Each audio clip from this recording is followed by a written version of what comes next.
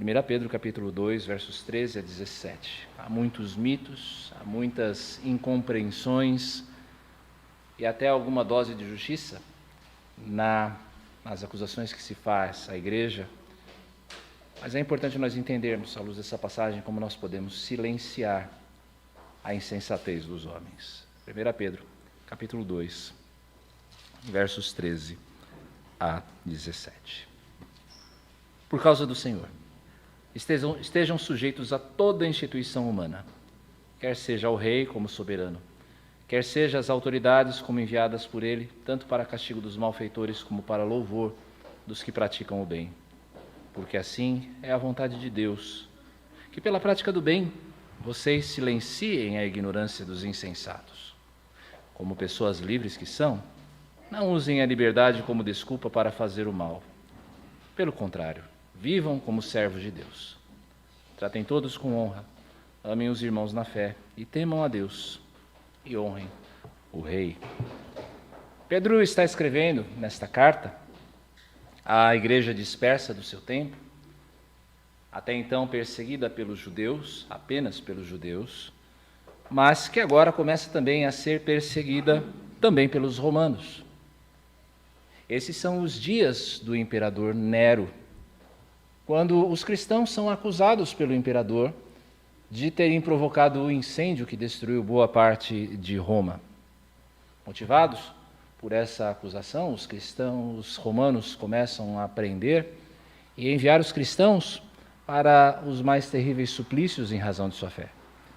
Cristãos são mandados para as covas dos leões, ou então para as arenas dos gladiadores, ou então, como era muito comum nos dias de Nero, eles eram amarrados, eles eram lambuzados com piche, e então queimados vivos no jardim do imperador. A mensagem que Pedro tem a passar com esta carta aos seus irmãos na fé, à igreja dispersa, é: permaneçam firmes. Permaneçam firmes. Apesar de todas as dificuldades, permaneçam firmes. Não esmoreçam. Não desanimem. Mais do que não apenas não esmorecer. Calem aqueles que os acusam injustamente. Silenciem os insensatos. Entre as acusações que se fazia à Igreja de Cristo a esta época, havia alguns mitos e incompreensões, como nós dissemos. Por exemplo, a ideia de que os cristãos eram canibais. Isso porque se divulgava a notícia entre os romanos que havia uma celebração chamada Ceia do Senhor, em que os cristãos comiam do corpo e o sangue de Jesus. E então, segundo este mito, uma criança era sacrificada e o corpo dela, então, era dividido entre a igreja. Outra acusação, outro mito nesse sentido, era de que os cristãos eram libertinos.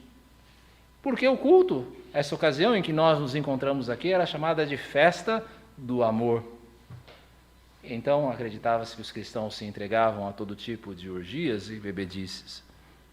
Outro mito é de que os cristãos eram insubmissos ao imperador, pelo fato de não queimarem incenso a ele nos cultos que os romanos prestavam ao seu governante como Deus que eles acreditavam que ele fosse. Outras acusações, entretanto, contra a igreja eram verdadeiras. Porque, de fato, a igreja resistia à ordem injusta. A ordem injusta. A igreja não aderia aos costumes romanos.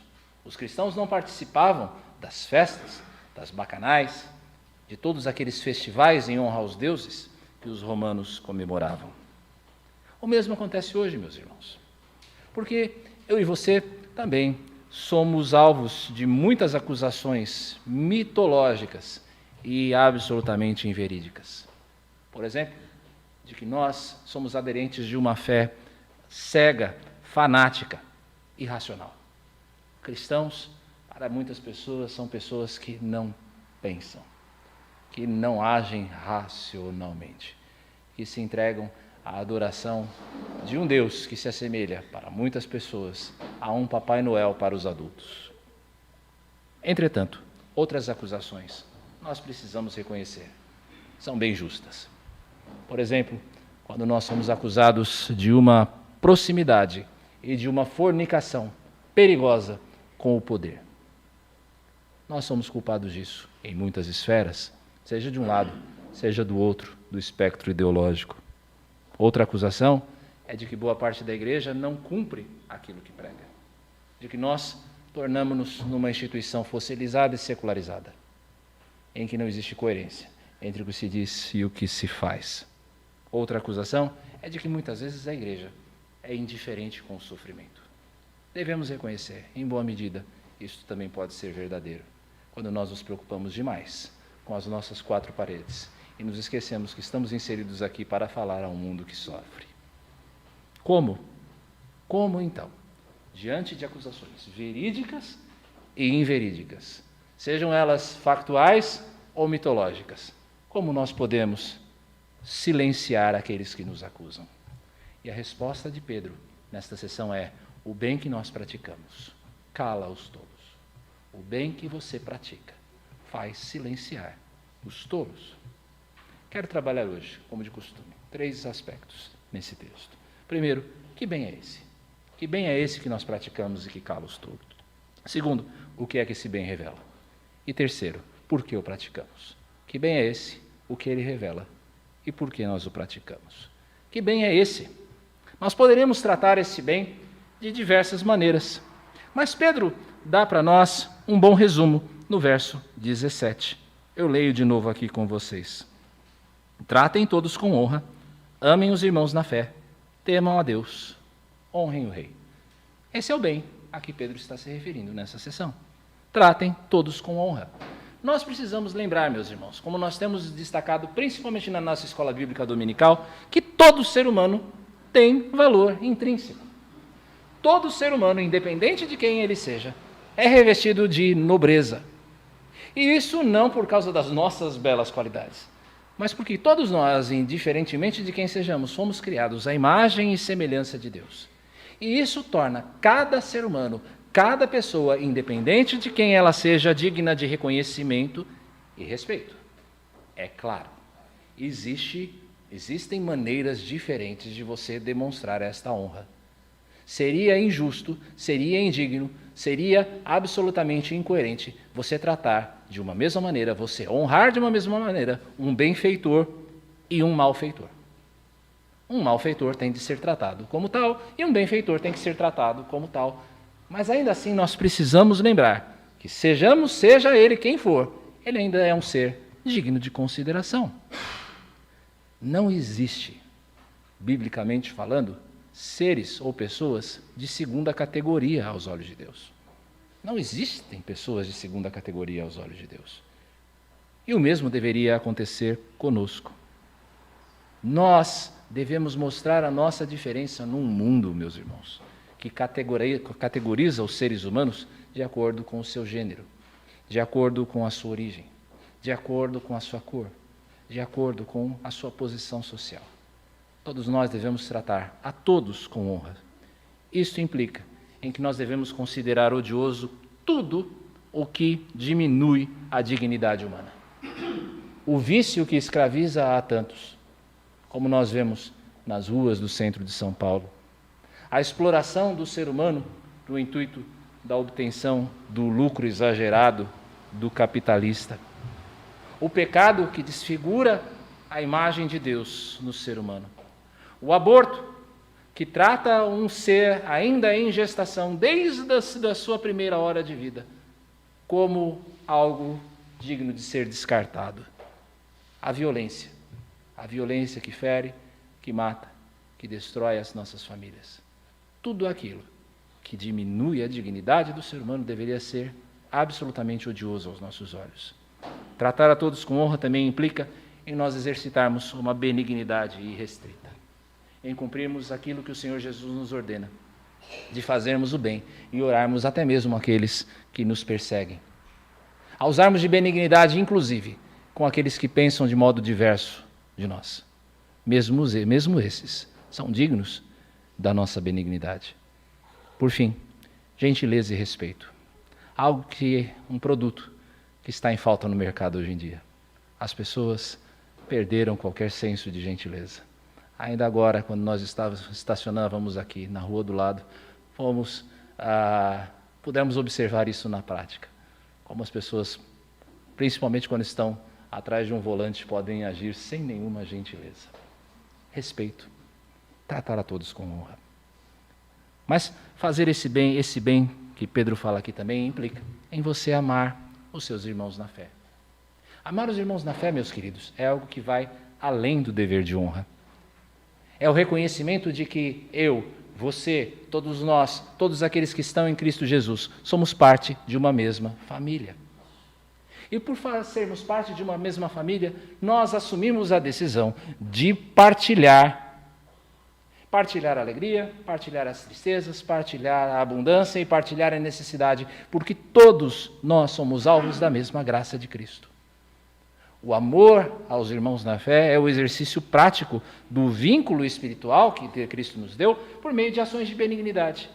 É eu estar atento às necessidades dos meus irmãos. Queridos, a igreja se torna um escândalo para o mundo. Um escândalo para o mundo quando as diferenças são celebradas. Quando os fardos são divididos. Quando o amor que nós dizemos ter uns pelos outros é expresso através da prática do bem. Nós nos tornamos algo subversivo num mundo caracterizado pelo individualismo e pelo egoísmo. É a evidência final e irrevogável de que eu e você somos discípulos de Jesus, de que Ele está no nosso meio. Isso nos leva, considerando esse bem, a buscarmos um aprofundamento cada vez maior do nosso vínculo de comunidade. Nós devemos pensar que nós aqui devemos ir além da mera amizade. Mera amizade é algo que você encontra em qualquer lugar. Você pode encontrar mera amizade no seu ambiente de trabalho, você pode encontrar amizade num grupo de amigos, você pode encontrar amizade até mesmo numa rede social. Entretanto, a igreja precisa ir além da mera amizade social, do mero relacionamento. Nós precisamos aprofundar cada vez mais esses vínculos. Nós precisamos ser para esse mundo um novo paradigma, um novo modelo que vá além da superficialidade das relações interpessoais. É ir muito além do bom dia, boa tarde, boa noite. Amarmos os irmãos na fé implica também em buscarmos ter tudo em comum, alegria e tristeza, fartura e carestia, tudo em comum. Isso porque nós dissemos para que nós sejamos uma ofensa a esse mundo. Porque esse mundo se caracteriza, cada dia mais, pelo egocentrismo e pelo isolamento. Quando nós temos tudo em comum, nós estamos dizendo que nós somos alguma coisa diferente do que as pessoas veem ao redor. Ao mesmo tempo, como eu disse, nós seremos um escândalo e um polo irresistível de atração.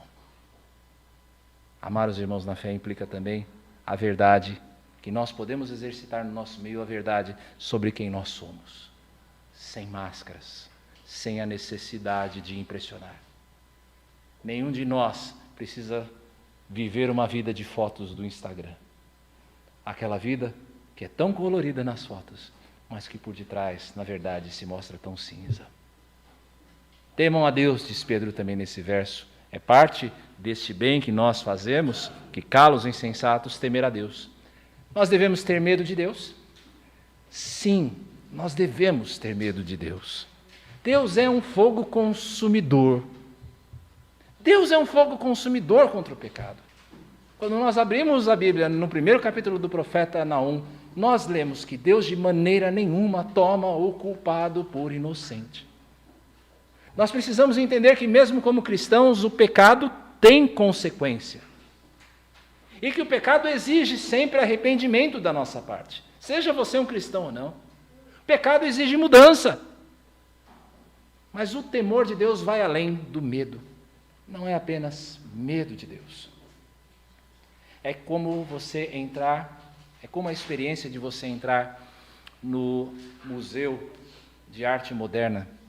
Aqui em São Paulo talvez isso não seja tão notório, mas quando se vai a Nova York e você entra no Museu de Arte Moderna, há algo de muito interessante a se observar.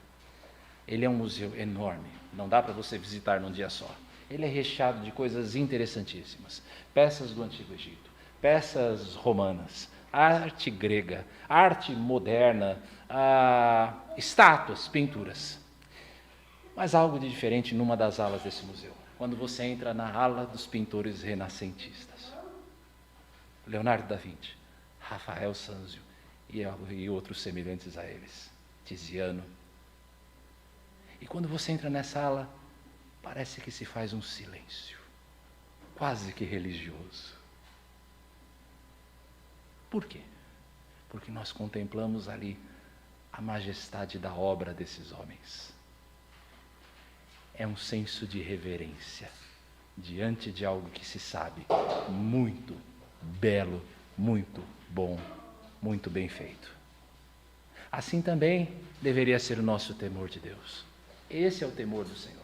Um temor reverencial diante da grandeza do Senhor. É o olhar da criança para o tamanho do Pai. É a obediência que flui do amor. É a adoração que se revela no culto vivo do dia a dia, de uma vida vivida corandeu, vivida à face de Deus, em referência de Deus. É a revelação ao mundo ateu da coerência entre fé e prática. É a revelação ao mundo da grandeza, que nós entendemos a grandeza do Deus que nós servimos. Uma grandeza que nós apenas não cantamos no domingo, mas nós vivemos de segunda a sábado também. É algo a ser alimentado, meus irmãos, esse temor a Deus diariamente, na comunhão em secreto. Qual foi a última vez em que de joelhos diante do Senhor, no seu quarto com a Bíblia aberta, você chorou diante do Senhor por compreender a grandeza, a magnitude daquilo que você estava lendo?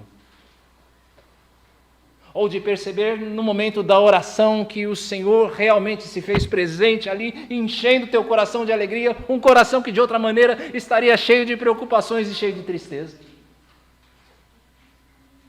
Esse é o temor que nós precisamos cultivar.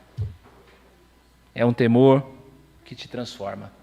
Porque, como já foi dito com muita sabedoria, aquilo que você adora te molda. Aquilo que é parte da tua adoração te transforma. Considere. As suas ações são reflexo do caráter do Pai?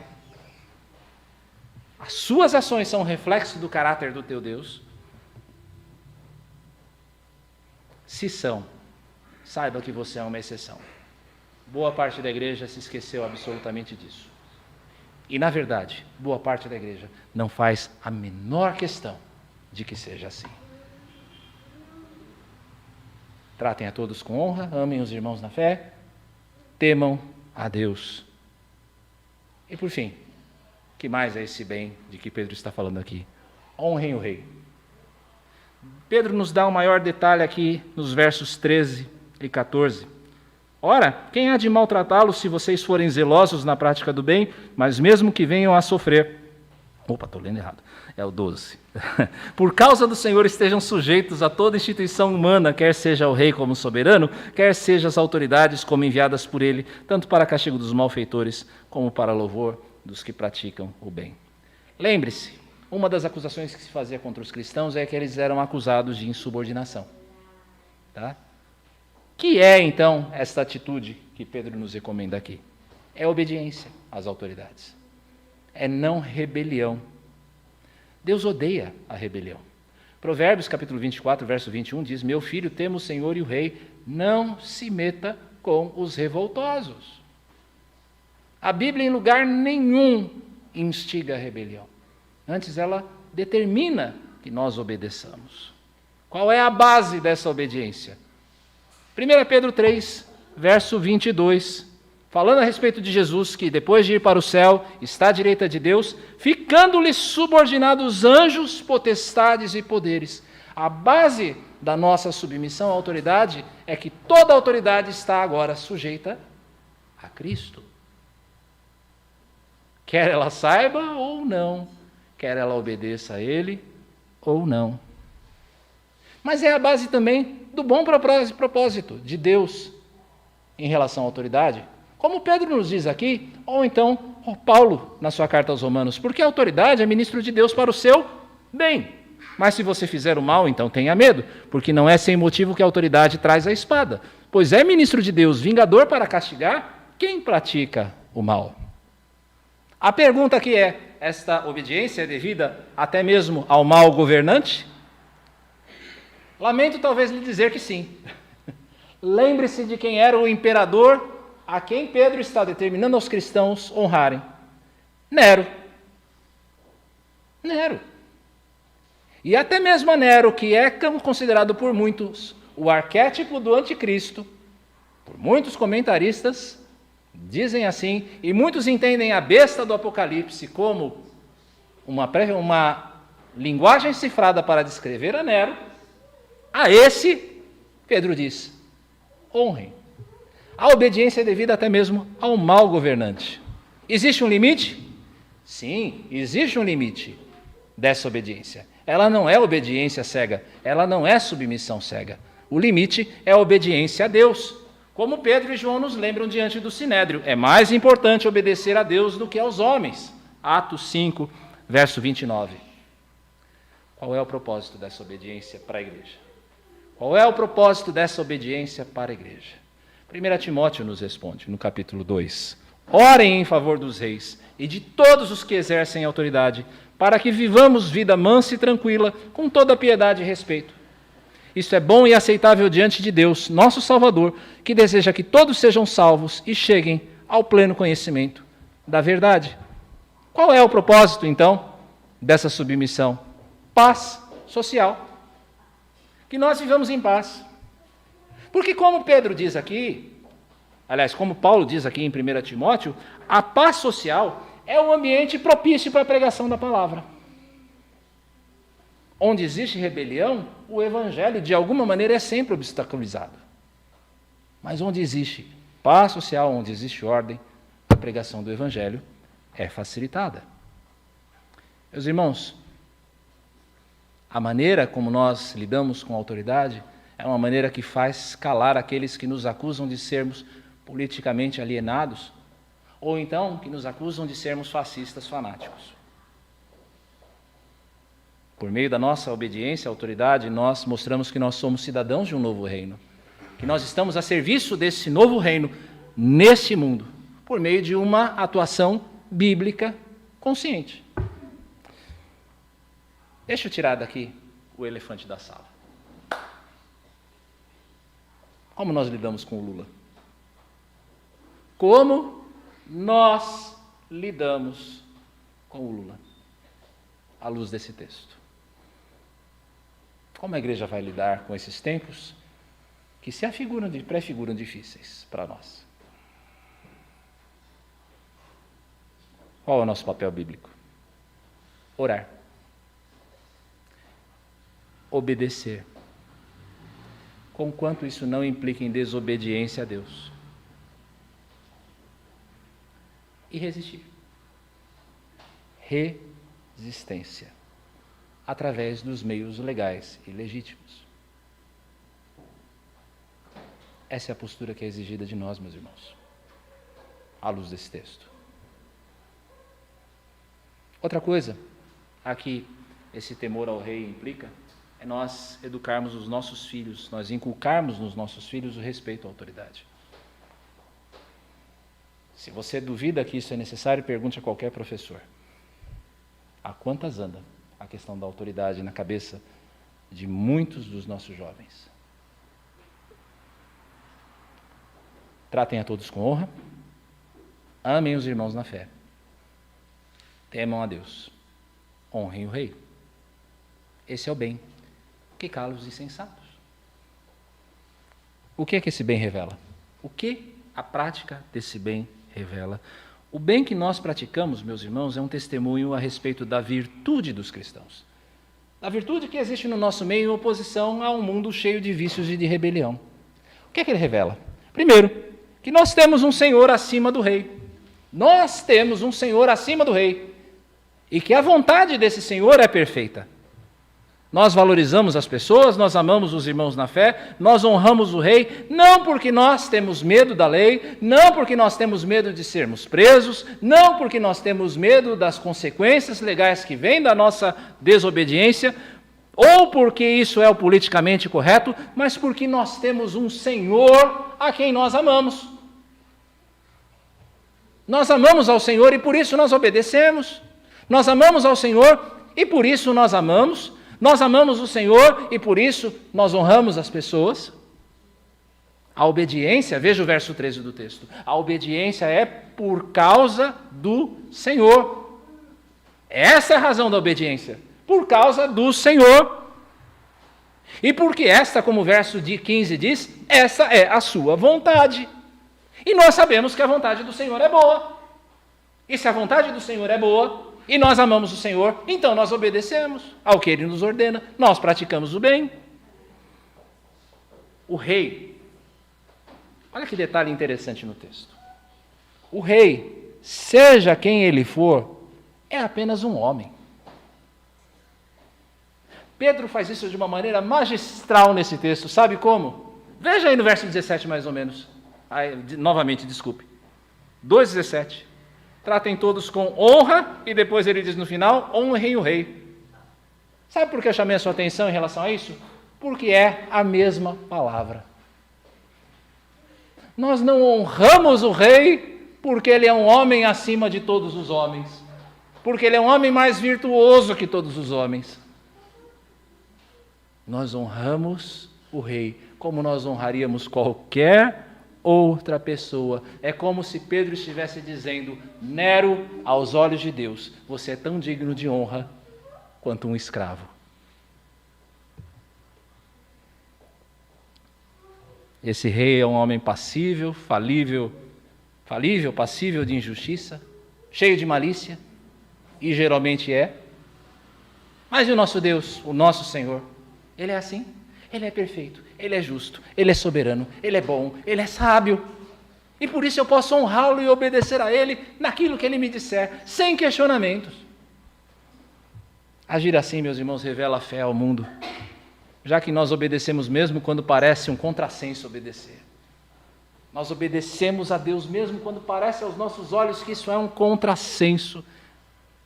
Nós permanecemos sendo honestos quando toda a realidade sistêmica do nosso país parece incentivar a desonestidade.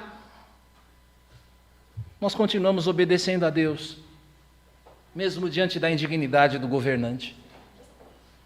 Nós continuamos a exercitarmos a nossa dignidade, a vivermos de maneira ética, mesmo quando todas as pessoas parecem viver com o jeitinho brasileiro. Por causa do Senhor, a nossa atitude revela temor de Deus. Não de homens, mas nós tememos a Deus porque Deus, diferentemente dos homens, conhece até mesmo o que vai no secreto do coração. Nós tememos a Deus e obedecemos a Ele, e isso revela ao mundo o poder da nossa confiança. Quando nós dizemos ao rei, nós não vamos nos submeter. Quando nós denunciamos os erros e as injustiças desse mundo, mesmo à custa da nossa própria vida.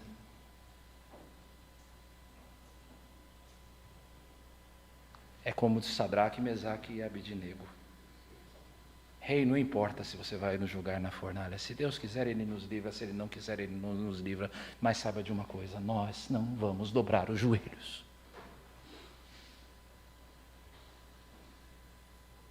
Por que é que nós praticamos esse bem? Porque isso mostra que nós sabemos usar bem a nossa liberdade. O que é que esse bem revela? Que eu e você sabemos usar bem a nossa liberdade. O verso 16 diz a nosso respeito que eu e você somos pessoas livres. Antes nós éramos cativos do pecado. Antes nós estávamos presos às algemas da impiedade, que nos levam à contradição de fazer aquilo que nós condenamos, porque esse é o mal do mundo. As pessoas não agem de acordo com o que elas acreditam ser certo. Essa é a algema da impiedade. Entretanto, nós lemos que se o Filho nos libertar, nós seremos verdadeiramente livres. Jesus nos libertou, Ele quebrou as nossas algemas. Mas para que Jesus quebrou as nossas algemas? Não é para você viver para você mesmo. Pedro diz aqui no verso 16, vivam como servos. Você é liberto para ser um servo. Essa é uma ilustração poderosa ao mundo, meus irmãos, do que é a verdadeira liberdade. A verdadeira liberdade não é fazer o que te der na telha. Isso não é liberdade. A verdadeira liberdade é liberdade para servir. A verdadeira liberdade é aquela que permite que eu sirva não de acordo com os padrões e valores desse mundo, não que eu sirva a mim mesmo com egoísmo, com vaidade, com malícia, mas que eu sirva aquele que me libertou. Quando eu ajo assim, o bem que eu pratico cala aqueles que pensam que a fé cristã é uma fé inimiga da alegria e do prazer. Na verdade, meus irmãos, crer em Jesus Cristo e viver para servi-lo é o motor de uma vida cheia de propósito. De uma vida cheia de propósito. Quando nós mostramos que nós sabemos usar bem a nossa liberdade, nós calamos aqueles que nos chamam de arrogantes e de presunçosos. Nós mostramos ao mundo que a nossa posição em Cristo não é para a nossa própria exaltação, mas é algo que Cristo fez para o serviço deles, para o serviço dos de fora, para nós lavarmos os pés sujos, para nós oferecermos ao beijo a face que eles nos ferem. Para quê? O que é que esse bem revela? Ele revela que nós temos um Senhor acima do Rei e que nós sabemos usar bem a nossa liberdade. Agora, por fim, por que nós praticamos o bem? Que bem é esse que nós praticamos? Tratamos a todos com honra, amamos os irmãos na fé, tememos ao Senhor, honramos o Rei. O que é que isso revela? Que nós temos um Senhor acima do Rei e que nós sabemos usar bem a nossa liberdade. Por que praticar esse bem? Porque você foi refeito em Cristo para isso. Você foi refeito em Cristo para o bem. Abra sua Bíblia, por favor, em Efésios capítulo 2.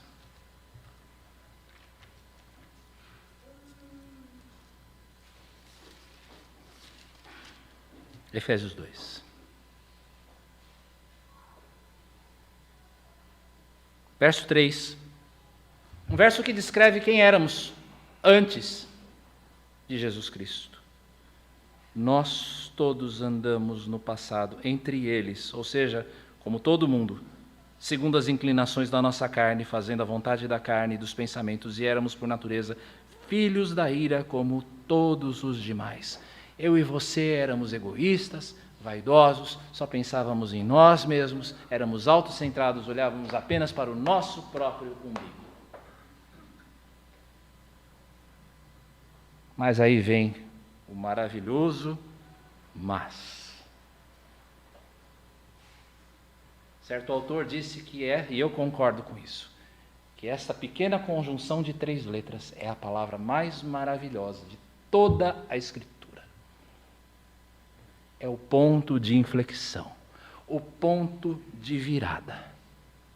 Mas Deus, sendo rico em misericórdia, por causa do grande amor com que nos amou, e estando nós mortos em nossas transgressões, nos deu vida juntamente com Cristo. Pela graça vocês são salvos, e juntamente com Ele nos ressuscitou, e com Ele nos fez assentar nas regiões celestiais em Cristo Jesus. Deus fez isso para mostrar nos tempos vindouros a suprema riqueza da sua graça, em bondade para conosco em Cristo Jesus. Porque pela graça vocês são salvos, mediante a fé. Isso não vem de vocês, é dom de Deus, não de obras, para que ninguém se glorie. Você antes era um escravo. Você antes estava morto. Você antes vivia para satisfazer os seus próprios interesses. Você estava destinado à destruição, mas Deus, sendo rico em misericórdia. Para quê? Verso 10. Pois somos feitura dele, criados em Cristo Jesus para... Igreja? Estão aí? Pois somos feitura dele, criado em Cristo Jesus para boas obras, as quais Deus de antemão preparou para que andássemos nela. Você foi criado para boas obras. Você foi criado para a prática do bem. Você nasceu de novo para cumprir a vontade de Deus, não para acomodação, não para se assentar na sua bonita cadeirinha da igreja cada domingo e só comer e se tornar uma ovelha gorda, não para uma apropriação egoísta do Evangelho, mas você foi salvo por Cristo Jesus para o serviço. Você se lembra da parábola dos talentos que Jesus contou no Evangelho de Mateus, capítulo 25?